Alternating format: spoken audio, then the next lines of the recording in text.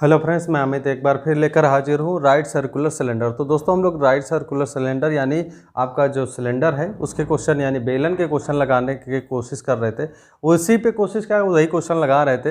हम उसी के क्वेश्चनों को क्या है आगे आज देखेंगे। तो जो चैनल पे नए हैं वो चैनल को सब्सक्राइब कर लें और बेल आइकन को ऑल पे जाके सेट कर लें, जिससे लेटेस्ट वीडियो की नोटिफिकेशन मिल सके। तो चलते हैं, पहला क्वेश्चन क्या कहता है उस पर क्वेश्चन लेते हैं कि यदि एक बेलन का व्यास में क्या है 20% की वृद्धि हो, उसकी ऊंचाई में कितने प्रतिशत की कमी होगी। क्या कह रहा है, उसकी ऊंचाई में कितने प्रतिशत की कमी होगी जबकि उसके आयतन में कोई परिवर्तन नहीं होता है। अगर उसके व्यास में 20% की वृद्धि कर दे तो ऊंचाई में कितने प्रतिशत की कमी होगी, ये हमको ज्ञात करनी है। तो चलते हैं, सबसे पहले हम बेलन का मानते हैं कि त्रिज्या ये थी और ऊंचाई ये थी। माना बेलन की त्रिज्या r है और ऊंचाई कितनी है, h है। त्रिज्या r, ऊंचाई h है। अगर त्रिज्या r है, ऊंचाई h है, तो आयतन क्या हो जाएगा, आयतन होगा पाई r स्क्वायर h। भाई बेलन का आयतन क्या होता है, पाई r स्क्वायर h होता है। तो अब ये h है, तो कह रहा है कि व्यास में क्या है 20% की वृद्धि है। तो यहाँ से त्रिज्या ये है तो व्यास कितना हो जाएगा, व्यास हो जाएगा हमारा इसका 2 गुना 2r। कितना हो जाएगा, r का 2 गुना, यही r है, इसको ऐसे लिख देते हैं 2r हो गया। जब व्यास हमारा 2r हो गया तो व्यास में कितने प्रतिशत की वृद्धि है, 20% की वृद्धि है। व्यास में 20% की वृद्धि है तो कितना हो जाएगा 20%, 2r का इंटू 20/100, 20% हो जाएगा। देखिए 2r का 20% प्लस 2r, ये 2r क्यों हुआ, देखिए क्योंकि जो पुराना व्यास है और व्यास का ही 20%, ये जो होगा ये केवल 20% होगा। 20% को पुराने व्यास में जोड़ देंगे तो कुल व्यास हमें पता चल जाएगा कि टोटल व्यास हमारा अगर जैसे 100 रहता, 100 रुपया रहता तो 100 का 20% हो जाएगा हमारा 20 रुपया। अब 20 रुपया तो हमारा वृद्धि हुआ, लेकिन टोटल वृद्धि कितनी हो गई, तो 100 रुपया पहले से था तो 100 रुपया जोड़ देंगे तो टोटल कितना हो जाएगा, 120 रुपया हो जाएगा। इसीलिए हमारा कुल व्यास में वृद्धि को 2r को हम फिर से जोड़ दे रहे हैं। तो देखिए 0 से 0 कट गया ये काटेंगे तो ये 5 आ जाएगा और ये हम सॉल्व करेंगे तो 2r/5 प्लस 2r, ये जोड़ेंगे 2 पंचे 10 यानी और 12r बटे हमारा कितना निकल कर आया, 5 निकल कर आया। 12/2 पंचे 10, हाँ ये हमारा क्या है व्यास निकल कर आया। नया व्यास जो होगा, नया व्यास ये हमारा कितना निकल कर आया, नया व्यास 12r/5 होगा। तो त्रिज्या क्या हो जाएगी, त्रिज्या हो जाएगी व्यास का आधा यानी 12r/5/2, ये कट जाएगा, ये आ जाएगा हमारा 6r, यहाँ 6 आ जाएगा, 2 पंचे 6 अच्छे हो, 2 छंग 12, ये 5 आ जाएगा। तो ये हमारा निकल कर हमको नई त्रिज्या मिल गई। अब नई त्रिज्या मिल गई तो नई ऊंचाई भी हम जान लेते हैं। नई ऊंचाई हम मानते हैं कि माना नई ऊंचाई हमारी कितनी हो, h डैश है। तो नई ऊंचाई h डैश है तो नया आयतन भी हमको पता चल जाएगा। आयतन बराबर हो जाएगा पाई r स्क्वायर की जगह हम इतना रखेंगे 6r/5 का whole square into h dash. अब न आयतन में क्या है रहा है कि उसके आयतन में कोई परिवर्तन नहीं हुआ, तो पुराना आयतन हमें पता है ये है पाई r स्क्वायर h/पाई, ये 36r/25 हो जाएगा, 6 का स्क्वायर 5 का स्क्वायर, ये आएगा h डैश। तो ये हमारा कट जाएगा पाई से पाई, r स्क्वायर से r स्क्वायर कट गया। ये नया h बराबर जो निकल कर आया वो क्या 36h-25। तो हम यहाँ से क्या करेंगे, h डैश निकाल लेंगे तो h बराबर आ जाएगा 25h/36h डैश। तो कह रहा है बराबर h डैश, तो h डैश बराबर इतना आ गया। तो कह रहा है क्वेश्चन, देखिए क्या कह रहा है कि उसके ऊंचाई में कितना प्रतिशत की कमी आई। तो प्रतिशत निकालने के लिए पहले हमको ऊंचाई में कमी निकाल लें। तो एच डैश ज़्यादा था, एच बड़ा था, तो उसमें से एच डैश घटा देंगे तो हमें कमी निकल जाएगी, यानी एच माइनस 25 एच अपॉन 36 ये सॉल्व कर लेंगे, ये आ जाएगा 36 H minus 25 H dash upon 36, ये सॉल्व कर लेंगे तो ये हमारा आ जाएगा 1 और ये आ जाएगा 1, और ये एच डैश नहीं है, एच है, तो एच में से एच चला गया, ये बचेगा हमारा एच और ये 36।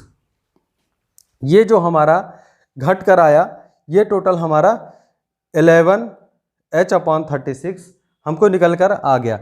यही हमारी क्या है, इसकी कमी है, कितनी कमी आई हमारे में, वो इतनी कमी हमको आ गई। अब इसी को हम चाहे प्रतिशत में बदल लें चाहे जिसमें बदल लें, तो अगर हम प्रतिशत में बदल लें, कमी हमें पता चल गई, कमी ये जो होगी वो ये होगी, और कमी को हम प्रतिशत में बदलेंगे तो हमको साफ साफ क्या है, सीधी वैल्यू रखेंगे और हल कर लेंगे। तो वैल्यू हम जैसे रखेंगे इसको प्रतिशत में बदलेंगे तो 11 एच अपॉन 36 इंटू 100 सॉल्व कर देते हैं। तो इसको काटेंगे तो ये आ जाएगा 4 से काटते हैं, 4 9 36, 4 से काटेंगे तो 25, 25 से कम 25 आ जाएगा, इसको इसके साथ गुणा करते हैं, 25 से कम 25 और 25 से कम 25 और बचेगा कितना 2 2 25 2 27 बटे 9। इसको सॉल्व कर लेते हैं, यही एच हमारा क्या है, कमी आ जाएगी। प्रतिशत में बदलना है तो ये प्रतिशत में आएगा, इसको और सॉल्व कर लेंगे तो ये आ जाएगा, किससे काट लें, 3 ये आ जाएगा 9 त्रिक 27, 0 आ जाएगा, 5 बचेगा, 5 बटे 9 एच। यही हमारा प्रतिशत कमी हमको दर्शाएगा कि कितने हमारे प्रतिशत की कमी आई। एच लिखें या ना लिखें वही प्रतिशत कमी हमको पता चल जाएगा। तो क्या 30 बटे 5 बटे 9 का प्रतिशत की कमी आई। इस तरह हम अपने क्वेश्चनों को क्या करेंगे, हल कर लेंगे। चलते हैं नेक्स्ट क्वेश्चन की ओर और अगला क्वेश्चन लेते हैं और उसको सॉल्व करते हैं। तो नेक्स्ट क्वेश्चन क्या कहता है वो देखिए, सिल्वर के एक टुकड़े का व्यास 1 सेंटीमीटर, लंबाई कितनी है 5 सेंटीमीटर, जिसे क्या है 1 मिलीमीटर व्यास वाले तार में परिवर्तित किया जाता है, तो तार की लंबाई ज्ञात कीजिए। तो देखिए एक टुकड़े का दिया है, व्यास दिया है, तो टुकड़े का व्यास है, का व्यास 1 सेंटीमीटर है, तो त्रिज्या कितनी हो जाएगी, त्रिज्या हो जाएगी बटे 2 यानी 0.5 सेंटीमीटर, और लंबाई कितनी दी है 5 सेंटीमीटर, लंबाई है 5 सेंटीमीटर। यही लंबाई हम इसको यहाँ क्या मान लेंगे कि क्या है, h है, लंबाई ही हम तार की क्या मान लेंगे कि h है, h लंबा तार है यानी ऊंचाई उसकी जो है वो h है, इसी को हम h मान के चलेंगे यहाँ पे, तो हमें आसानी हो जाएगी। फिर क्या कह रहा है, जिसे 1 मिलीमीटर व्यास वाले तार में परिवर्तित किया जाता है, तार की लंबाई यानी h पूछ रहा है, तो 1 मिलीमीटर व्यास में, तो नई व्यास कितनी हो जाएगी, 1 मिलीमीटर दिया है। अब मिलीमीटर को पहले सेंटीमीटर में, क्योंकि ऊपर सब सेंटीमीटर में बदलता है, तो 10 से भाग कर देंगे तो यह आ जाएगा 0.1 सेंटीमीटर। 10 से भाग करेंगे इसको तो वह 0.1 सेंटीमीटर आ गया, ये व्यास है। तो त्रिज्या हो गई, त्रिज्या होगा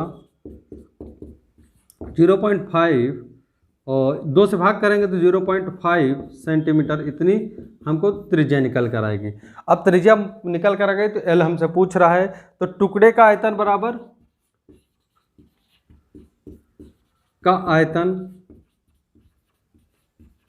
बराबर हम कर देंगे तार का आयतन।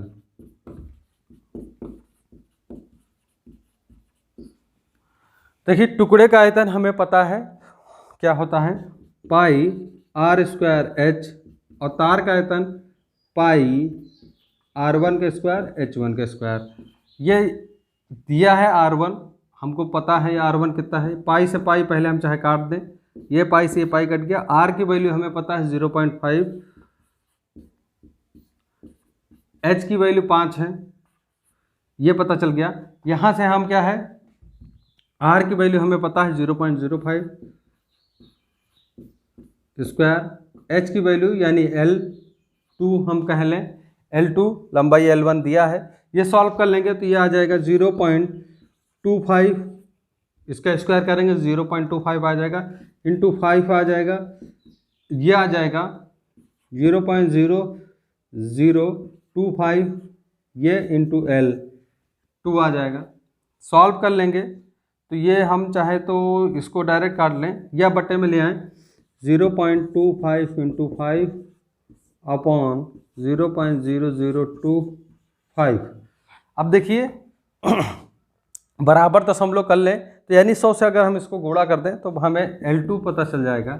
L2 बराबर ही हमारा दशमलव हटाएंगे तो ऊपर 2 जीरो बढ़ाना पड़ेगा, तो हम आसानी से कर सकते हैं क्वेश्चन को। दशमलव बराबर कर लेते हैं। देखिए इसको हम अगर बराबर करें तो 100 से ऊपर 100 से नीचे गुणा करना पड़ेगा, तो ये आ जाएगा 25। देखिए दशमलव हटाते हैं, देखिए दशमलव काउंट करते हैं। यहाँ 2 संख्या है, यहाँ 4 संख्या है, तो इसलिए 2 जीरो ऊपर बढ़ा लेंगे तो दशमलव हमारे दोनों कट जाएंगे, यानी 25.25 इंटू 5 इंटू 100 कर ले। देखिए 100 करते हैं, आपको समझ में आ जाएगा 0.0, इसमें 100 से इंटू करेंगे तो ये हमारा आ जाएगा 25, ये L2। इसमें देखिए नीचे 100 से इंटू किया तो ये 2 संख्या दशमलव खिसक गया, तो ये हमारा अब ऐसे ऐसे कट जाएगा, ये इसलिए किया। और ये डायरेक्ट 5 इंटू 100 आ गया, L2 बराबर यानी ये हो गया 500 सेंटीमीटर। ये हमारा क्या निकल कर आया, L2 निकल कर आया। कितना तार की लंबाई होगी बढ़ी हुई, इतनी लंबाई हो जाएगी तार की। अब नए तार की लंबाई 500 हमको निकल कर आई। देखिए यहाँ बस केवल कैलकुलेशन सिंप्लीफिकेशन है, 100 से ऊपर गुणा कर दिया, 100 से नीचे, तो डायरेक्ट हमारा क्या है, ये दशमलव से खिसक गया तो ये इसके बराबर हो गया, दोनों आपस में कट गए। तो इस तरह हम अपने क्वेश्चनों को कर लेंगे। अब देखते हैं 10 सेंटीमीटर लंबे तथा 8 सेंटीमीटर चौड़े आयतीय कागज को क्या है मोड़कर 2 बेलन 2 तरह के से बनाए जाते हैं। इस प्रकार से बेलनों के आयतनों का अनुपात ज्ञात कीजिए। तो नेक्स्ट क्वेश्चन ये है, तो इसको लेते हैं और इसको हल करते हैं।